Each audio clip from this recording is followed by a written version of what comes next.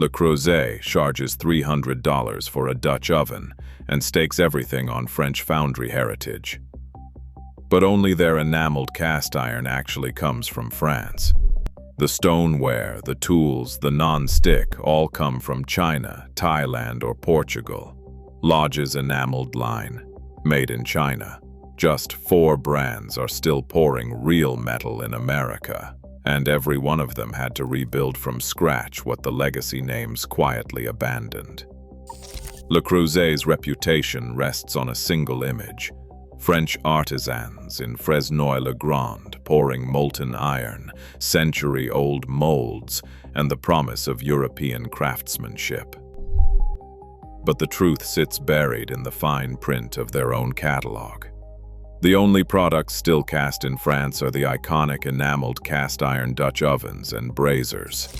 Every other category, stoneware, non-stick, silicone tools, even the enamel on steel stockpots comes from factories in China, Thailand, or Portugal. A $300 casserole dish labeled Le Creuset might have been shipped from a Thai industrial park.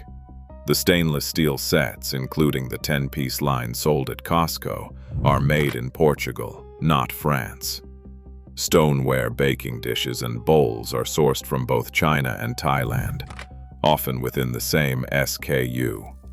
Non-stick pans and bakeware come from China every time. Finding these origins takes effort. On Le Creuset's official website, the phrase "country of origin" is tucked away in a collapsed specifications tab. Never on the main photo, never in the headline. Retailers like Williams-Sonoma and Amazon list Thailand or China in the drop-downs, but only if you know to look. Even the retail box, according to customer reports, prints "made in China" or "made in Thailand" in small type, usually on the back or a side panel. Nowhere is it highlighted with the same pride as "made in France." Yet the price never blinks. A Dutch oven, regardless of origin, commands $300 to $400 at checkout. The myth of French foundry tradition is used to justify the premium, while the actual manufacturing story is scattered across global supply chains and hidden behind layers of disclosure. For a brand that trades on heritage, the reality is a patchwork: one French foundry and a sea of outsourced production. Lancaster Cast Iron built its name on American soil. The company's seasoned skillets, griddles, and Dutch ovens are still poured and finished in South Pittsburgh, Tennessee, just as they have been for generations. The words "made in USA" are stamped into every pan, and the foundry's legacy is woven into the brand story. A family business since 1896, still firing up the same furnaces. But the truth gets complicated when you look beyond the classic black iron. Lodge's enameled cast iron, the colorful Dutch ovens and casseroles stacked at chain retailers are manufactured in China. Amazon product listings and retailer descriptions confirm the country of origin, though you'll rarely find it on the front of the box. The seasoned skillet and the enameled Dutch oven may sit side by side on the shelf, both bearing the Lodge logo, but only one comes from Tennessee. Online forums and customer reviews are filled with confusion and frustration.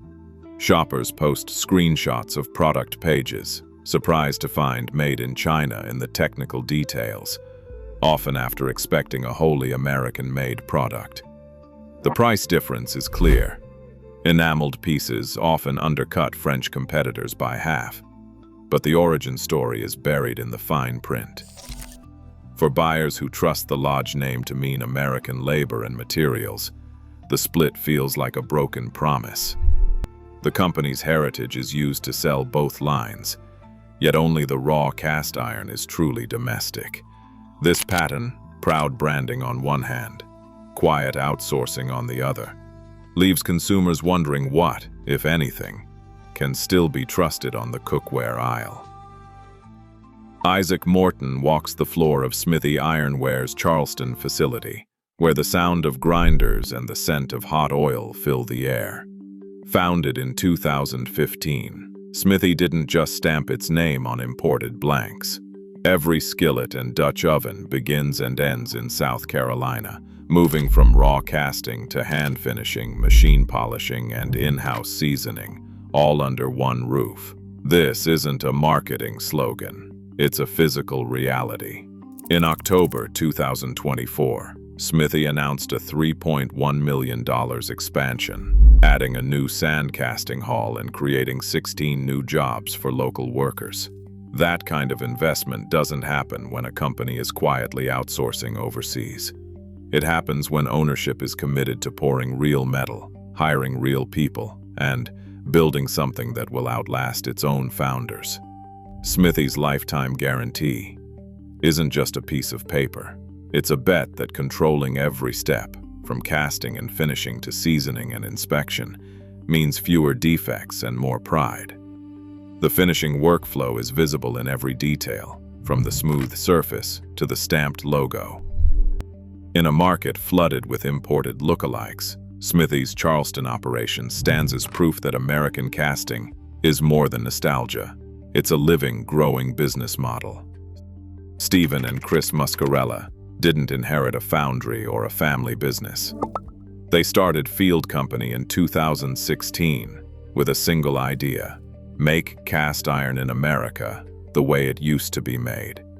But instead of building one giant plant, they mapped out a network. Casting happens in small Midwestern foundries across Indiana, Illinois, and Wisconsin.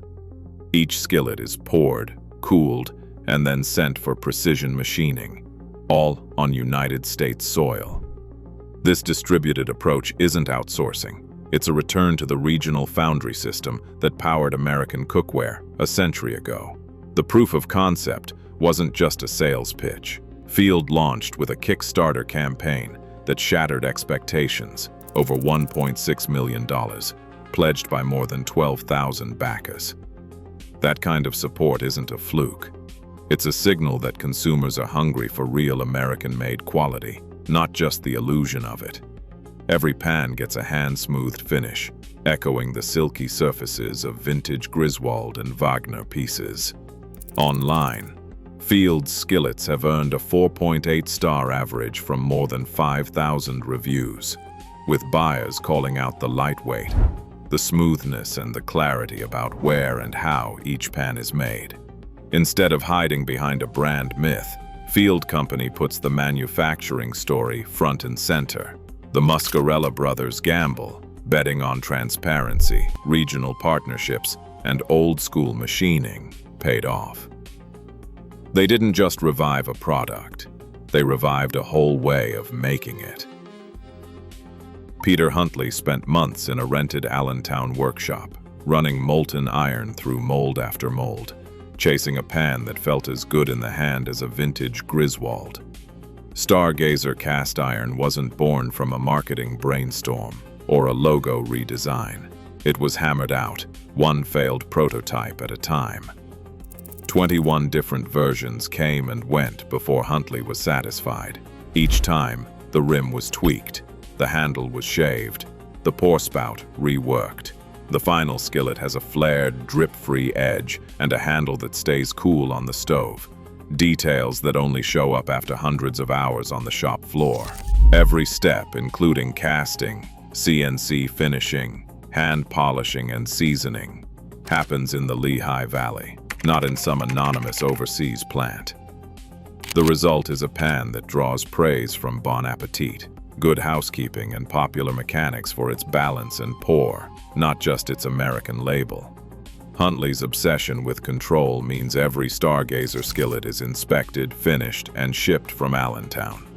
In a market flooded with shortcuts and cut corners, this is what it takes to get real metal, real quality, and real transparency, all under one roof. Mark Longenecker and Brandon Moore didn't inherit a foundry or buy into a legacy name.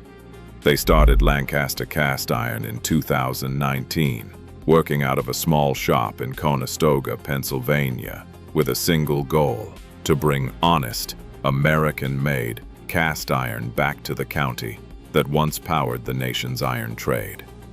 Their first pan launched on Kickstarter and reached its funding target in just 12 hours. pulling in $35,000 during the first month alone. That kind of momentum wasn't built on nostalgia or clever branding. It was fueled by a community hungry for real provenance, not just a story. Every Lancaster skillet carries a hand-stamped Conestoga wagon on the base, a hallmark that ties each piece to its place of origin. The stamp is more than a logo. It's a guarantee that the pan in your hands was poured, finished, and seasoned in the same Pennsylvania soil that once produced Griswold and Wagner. Lancaster's pans are lighter and smoother than most modern cast iron, a deliberate choice that echoes the standards of vintage American cookware. The difference isn't just in the weight, it's in the feel, the finish, and the pride that comes from knowing every step happens under one roof. For Longenecker and Moore, heritage isn't a marketing tool, it's a promise, stamped into every pan they make. Today, heritage claims are easy, and proof is rare. Only Le Creuset's enameled cast iron comes from France, and Lodge's enameled line ships from China. 4 young brands now shoulder the cost of real American casting, while legacy names bank on nostalgia and blurred origins. The divide is right there, stamped in metal. Share your thoughts below.